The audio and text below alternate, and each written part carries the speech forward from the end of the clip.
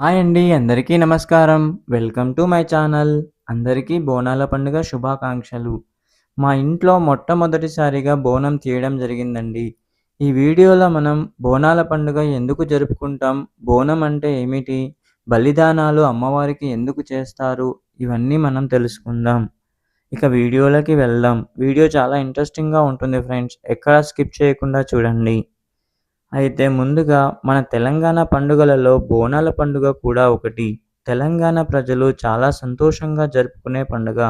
ముఖ్యంగా మన భాగ్యనగరం మరియు లష్కర్ జంట నగరాల్లో జరిగే బోనాల పండుగ అంగరంగ వైభోగంగా జరుగుతుంది.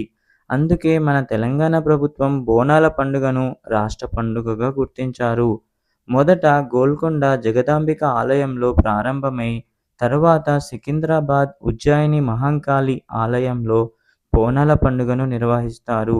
ఆ తరువాత చివరగా లాల్ దర్వాజా, సింహవాహిని ఆలయంలో ఇతరత్ర చోట్ల నిర్వహిస్తారు. బోనాల పండుగ ఎందుకు జరుపుకుంటారు అంటే, ఆషాఢ మాసంలో దేవి తన పుట్టింటికి వెళ్తుందని నమ్మకం. అందుకే భక్తులు ఈ పండుగ సమయంలో దేవిని దర్శించుకొని తమ స్వంత కూతురు తమ ఇంటికి వచ్చిన భావనతో, భక్తి శ్రద్ధలతో, ప్రేమానురాగాలతో బోనాలను ఆహార నైవేద్యంగా సమర్పిస్తారు. ఈ తంతువును ఊరడి అంటారు. వేర్వేరు ప్రాంతాల్లో పెద్ద పండుగ, ఊర పండుగ వంటి పేర్లతో పిలిచేవారు. ఊరడే తర్వాతి కాలంలో బోనాలుగా మారింది. బోనం అంటే ఏమిటి? ఇప్పుడు మనం తెలుసుకుందాం. బోనం అంటే భోజనం అని అర్థం. ఆ భోజనాన్ని ఆషాఢ మాసంలో అమ్మవారికి నైవేద్యంగా పెట్టడం అనాదిగా వస్తుంది. ముందుగా ఆ బోనాన్ని ఒక మట్టి కుండలో వండుతారు. అలా వండిన కుండకి సున్నము, పసుపు, కుంకుమ, వేపాకులు కూడా పెడతారు. అలాగే ఆ కుండపై ఒక దీపాన్ని ఉంచుతారు. ఇలా వండిన భోజనం ఎంత పవిత్రమైందంటే అంతే శుభ్రమైనది కూడా. అలా వండిన బోనానికి సున్నం, పసుపు, వేపాకులు పెట్టడం వలన ఎటువంటి చెడు క్రిములు, కీటకాలు లోపలికి రాలేవు.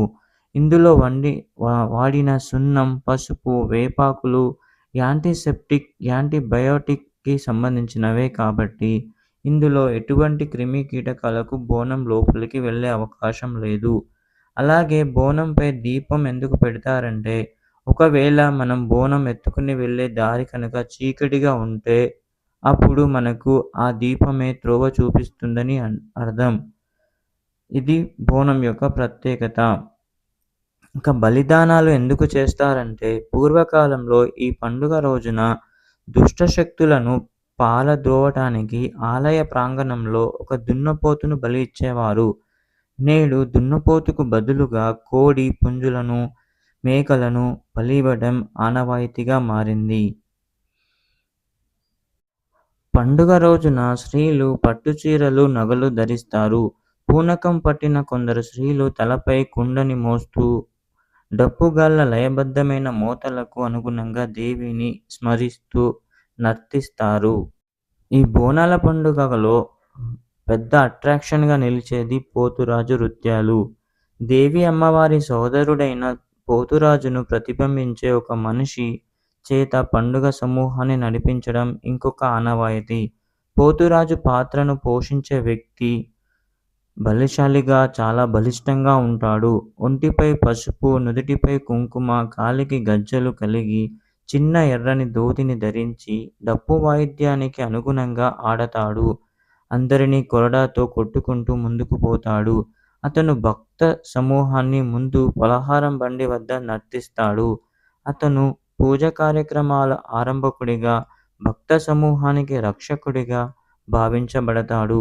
కొరడాతో బాదుకుంటూ వేపాకులను నడుముకు చుట్టుకొని అమ్మవారి పూనకములో ఉన్న భక్తురాండ్లను ఆలయంలోనికి అమ్మవారి సమక్షానికి తీసుకువెళ్తాడు. అమ్మవారి ఊరేగింపు. బోనాల పండుగలో ముఖ్యమైన ఘట్టం అమ్మవారి ఊరేగింపు. ఊరేగింపు సమయంలో అమ్మవారి రథం ముందు డప్పు చప్పుళ్లతో పోతరాజుల విన్యాసాలు, వేపాకులతో పాటు గుగ్గిలం లేదా మైసాచి పొగను వేస్తారు.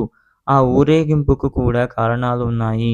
ఊరేగింపు సమయంలో డప్పు చప్పుళ్ళు, ఆ చప్పుళ్ళతో పోతరాజుల నృత్యం చేస్తూ అరుస్తారు. అప్పుడు ఆ డప్పు చప్పుడు, పోతరాజుల అరుపులకు ఊర్లో ఉన్న కొన్ని ప్రమాదకరమైన జంతువులు భయంతో పారిపోతాయి. గుగ్గిలం లేదా మైసాచి పొగ అంటే ఏమిటి? అమ్మవారి ఊరేగింపు సమయంలో అమ్మవారికి గుగ్గిలం లేదా మైసాచి పొగ వేస్తారు. దీని వలన ఇక్కడ వాతావరణంలో ఉన్న క్రిమి కీటకాలు అన్నీ చనిపోతాయి. ఈ బలిదానాలకు కూడా మరొక కారణం ఉంది. బోనాల పండుగలో ముఖ్యమైనది ప్రధానంగా బోనాల పండుగకు మేకలను, గొర్రెలను, కోళ్లను అమ్మవారికి బలి ఇస్తారు. ఈ బలికి కూడా శాస్త్రీయ కారణాలు ఉన్నాయి. సాధారణంగా ఈ ఆషాఢ మాసంలో మొదలై వానాకాలం వరకు వచ్చే అంటువ్యాధులు మనుషుల కన్నా ముందు కోళ్లకు, మేకలకు, గొర్రెలకు మొదలైన వాటికి త్వరగా సోకే అవకాశం ఉంది. కనుక ఆ వ్యాధి సోకక ముందే వాటిని బలిస్తారు. బహుశా అందువల్లనేమో శ్రావణ మాసంలో కొంతమంది మాంసాహారం తినరు. బోనాలను మోసుకెళ్తున్న మహిళలను దేవి అమ్మవారు ఆవహిస్తారని విశ్వాసము. మహంకాళి అంశ రౌద్రము ప్రతిబింబిస్తుంది కావున ఆమెను శాంతపరచడానికై ఈ మహిళలు ఆలయమును సమీపించు సమయంలో వారి పాదాలపై మిగిలిన భక్తులు నీళ్లు కుమ్మరిస్తారు. తమ భక్తికి చిహ్నంగా ప్రతి భక్తి బృందము ఒక తొట్టెలను సమర్పించడం ఆచారంగా వస్తుంది. ఈ వీడియో కనుక మీకు నచ్చినట్టయితే మా వీడియోకి ఒక లైక్ చేసి మా ఛానల్ని సబ్స్క్రైబ్ చేసుకోండి. అందరికీ నమస్కారం. జై హింద్.